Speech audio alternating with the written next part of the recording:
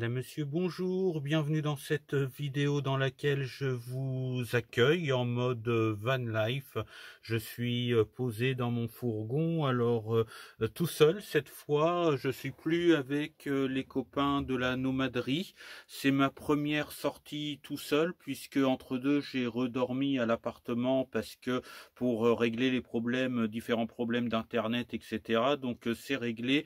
Il y a de nouveau la fibre à l'appartement. Donc je suis parti sur les routes. Alors pas vraiment pour me balader, encore que, mais j'ai voulu faire une pierre de coups. Je suis parti bosser puisque je suis sur des spots près des cimetières.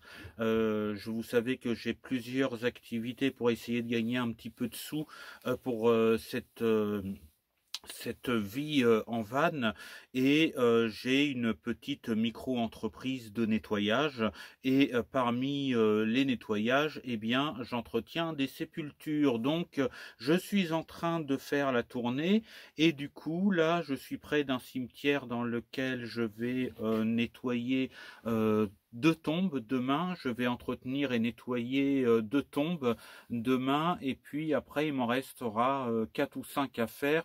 J'en ai déjà fait 3 aujourd'hui, donc je fais la tournée et j'en profite pour ne pas avoir besoin de rentrer à l'appartement. Je reste sur place, le cimetière est à 20 mètres de moi, et demain je ferai demain matin, comme ça je pourrai faire ce cimetière là et aller vers d'autres cimetières pour avoir fait la tournée de mes clients, si je puis m'exprimer ainsi. Donc je vais vous montrer, il y a un petit peu de nouveauté dans le fourgon, comme vous pouvez l'apercevoir derrière moi. Je vais vous montrer ça en plus en détail. Je retourne la caméra et je vous montre, il y a des nouvelles idées pour l'aménagement du fourgon, vous allez voir. Je vais vous partager ça. Restez, je vous dis à tout de suite. Donc voilà, j'ai mis un petit meuble qui va me servir de meuble de cuisine. Voilà, c'est pas encore vraiment installé, mais ça me sert déjà. La déco est loin d'être faite, mais je vous avoue que je m'en tamponne le coquillard, comme on dit. Pour l'instant, de la déco, on est quand même toujours à la vue de l'isolant, mais c'est pas grave. Donc je suis en train de prendre un petit apéro. Alors petite bière sans alcool, parce que depuis la chimiothérapie, les traitements qui vont avec, eh bien je bois plus d'alcool. Et puis pour une autre raison aussi, c'est que je suis jeune permis, et ils rigolent pas avec ça. Donc il suffit d'avoir bu une bière et on risque de plus avoir de le permis. Ce serait un gâchis monumental. Donc je ne bois plus de bière. Pourtant j'aime bien la bière, mais j'ai jamais été un grand buveur. Mais je bois de la bière sans alcool ou d'autres boissons. Je suis en train de me faire là, vous voyez, des petites olives vertes, un peu de fromage. Je me suis cuisiné une crêpe sarrasin fromage de chèvre que je vais manger. Voilà. Alors les petites astuces, je vais vous commencer par les astuces. Je me suis posé la question, l'eau chaude quand on a besoin de faire la vaisselle, quand on veut se laver les mains autrement qu'à l'eau froide, ou pour des petites pour n'importe quelle raison où on aurait besoin d'un petit peu d'eau chaude au robinet. Évidemment le four, oh là, j'ai fait tomber la perche s'est repliée, donc je redéplie la perche. Je me suis dit que d'installer un chauffe-eau qui allait tirer sur la batterie, c'était pas vraiment la peine. Le fourgon est trop petit. Un chauffe-eau à gaz, c'est pareil, le fourgon est quand même trop petit. C'est un petit fourgon, hein, c'est un L1 H1. Renault Master. Dans les H1, j'ai l'avantage de pouvoir tenir debout parce que je fais qu'un mètre 73 ou 74. Donc voilà. Mais faire toute une installation d'eau chaude là-dedans, je me suis dit que c'est pas la peine. J'ai trouvé la solution pour la douche que je vous ai déjà montré. Donc j'ai opté pour l'option thermos avec robinet, tout simplement. Donc le matin, je fais chauffer, alors il a une capacité de 6 litres celui-là. Donc le matin, je fais chauffer 6 litres d'eau dans une casserole, et dans le camping-gaz que vous voyez là. Je mets mes 6 litres d'eau là-dedans.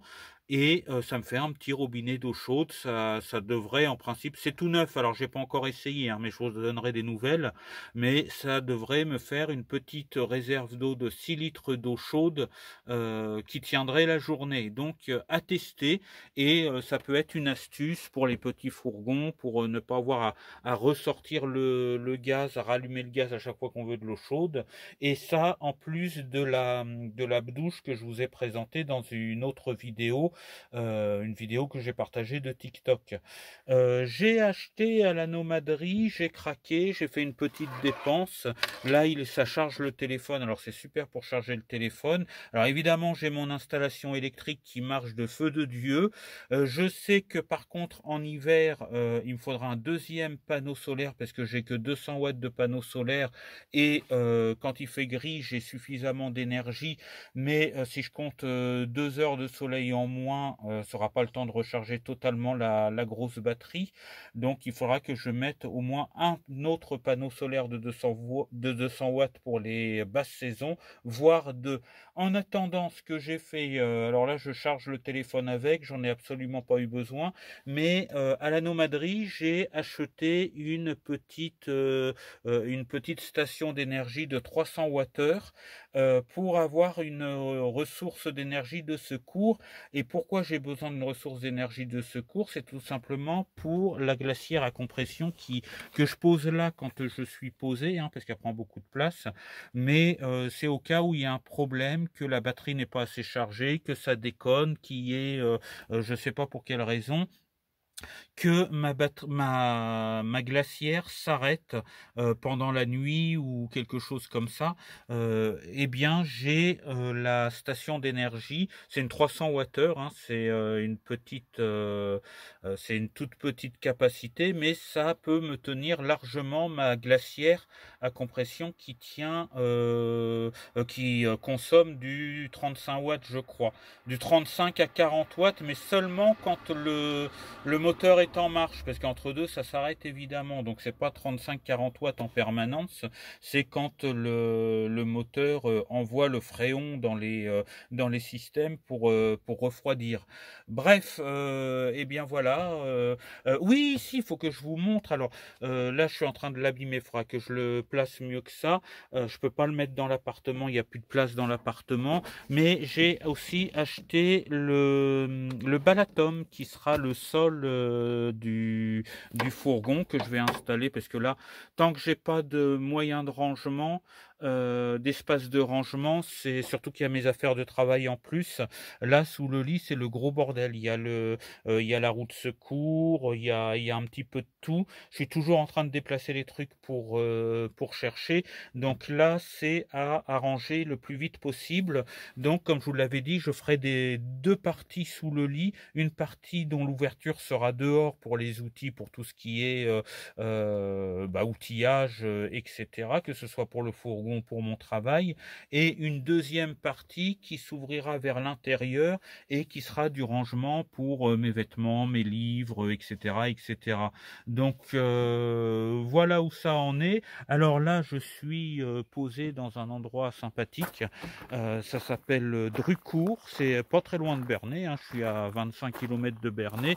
Le cimetière dans lequel je vais œuvrer demain, il est juste là, comme ça je pourrai commencer le travail à la première heure demain matin. Et puis là, je vais me prendre mon petit repas, je vais refaire chauffer la crêpe, je vais me prendre mon petit apéro, mon petit repas tranquille, et puis je regarderai vos vidéos YouTube pour ceux qui en ont mis sur YouTube, et puis après je passerai une bonne nuit à bord de mon fourgon. Alors évidemment c'est encore le bazar, hein, mais ça va s'arranger bientôt. Voilà pour les nouvelles. Je vous dis ciao, bye bye, sortez couverts et portez-vous bien. Je vous dis à très bientôt dans un autre endroit pour d'autres aventures, certainement plus dans le cadre du loisir cette fois. Allez, à bientôt.